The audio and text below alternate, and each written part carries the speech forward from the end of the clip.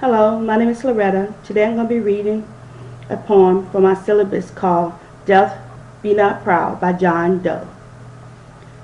Death be not proud, though some have called thee mighty and dreadful, for thou art not so. For those whom you think thou dost overthrow, die not, poor death, nor yet canst thou kill me.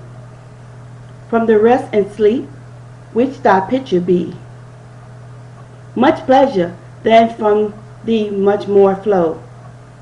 As soon as our best men with thee do go, rest of their bones and soul, thou art slave to fate, chances, king, and despair men, and those with poison and war and sickness do well, and poppy or charm can make us sleep as well.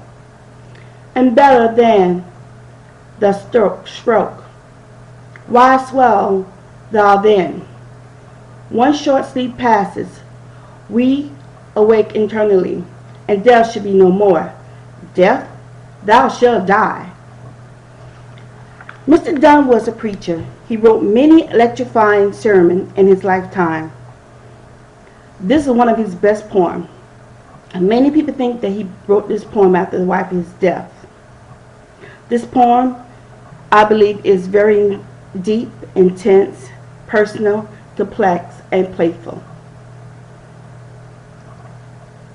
It's just like the 5 signs of death, which are death and isolation, anger, bargaining, depression, and acceptance.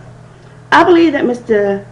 Donne wrote this poem because he accepted death, and he believed in afterlife.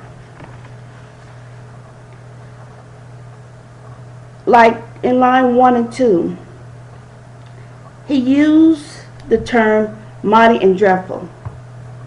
He's talking to death like, you think you're this bad guy? You're supposed to be a bully, but you're not.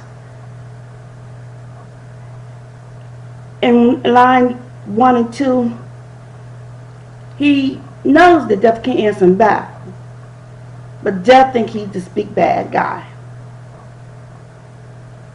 So in line 3 and 4, Mr. Donne said, poor little death, you're not this big guy. You're not this big bad bully. You just death, which is going to happen to everyone eventually. In line 5, Mr. Donne used a metaphor. He said rest and sleep. I believe that he's saying, yes, we are dead, but we only asleep. We're at rest. We're sleeping until we able to go to another place.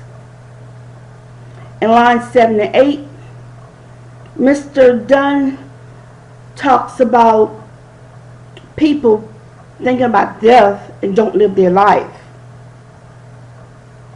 Line 8, he says, he draw a standard religion, contrast between body and soul.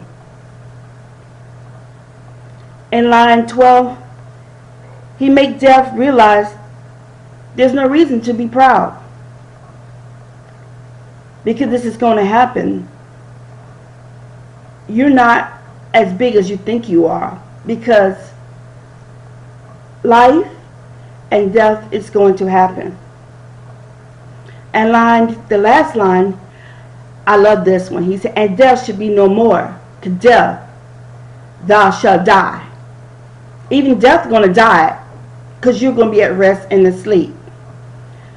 I use for my object in this poem, because this poem made me think a lot about my grandmother.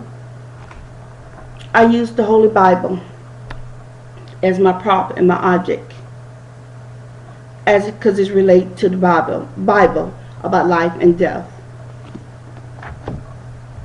I also use this cross to represent death. I can honestly say I understand this poem because I do believe in a higher calling. I do believe in life after death.